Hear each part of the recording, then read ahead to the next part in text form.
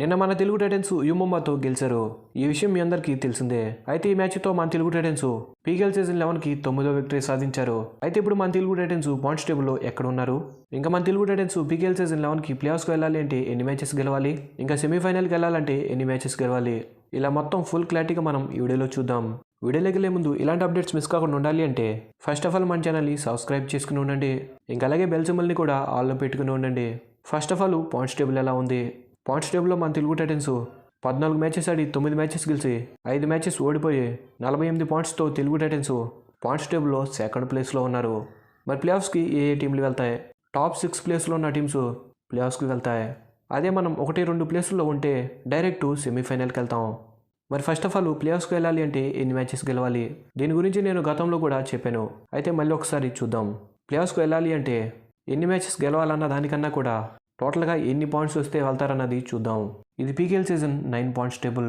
ప్లేఆఫ్స్కి చివరిగా క్వాలిఫై అయిన టీము దబాంగ్ ఢిల్లీ, వాళ్ళకి టోటల్గా 63 పాయింట్స్ వచ్చాయి. మరి సెమీఫైనల్కి క్వాలిఫై అయిన టీమ్స్ సెకండ్ ప్లేస్లో ఉన్న పునేరుపల్లిని మనం చూసుకుంటే పూణేకి మొత్తం 80 పాయింట్స్ వచ్చాయి.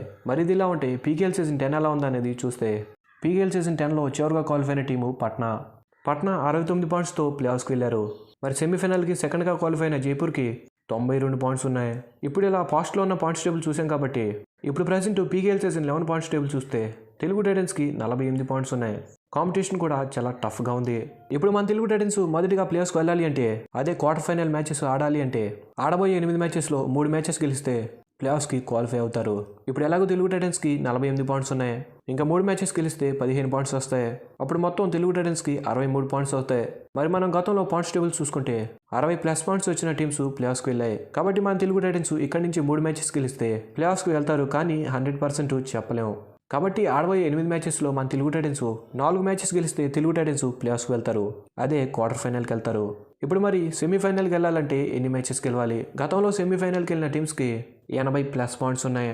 ఇప్పుడు మన తెలుగు టైటన్స్కి 80 పాయింట్స్ దాటాలి అంటే ఇప్పుడు ఎలాగో మన తెలుగు టైటన్స్కి 48 పాయింట్స్ ఉన్నాయి కాబట్టి ఇంకా 32 పాయింట్స్ తెలుగు టైటన్స్ కావాలి. అంటే ఆడబోయే 8 మ్యాచెస్లో 6 మ్యాచెస్ గెలిచి 1 మ్యాచ్ టై చేసుకోవాలి. అప్పుడు మన తెలుగు టైటన్స్కి టోటల్ 80+ పాయింట్స్ వస్తాయి. ఈసారి ఎలాగో పాయింట్స్ టేబుల్ చాలా టఫ్గా ఉంది కాబట్టి అంటే ఏ టీం కూడా వన్ సైడ్గా అన్ని మ్యాచెస్ గెలవట్లేదు.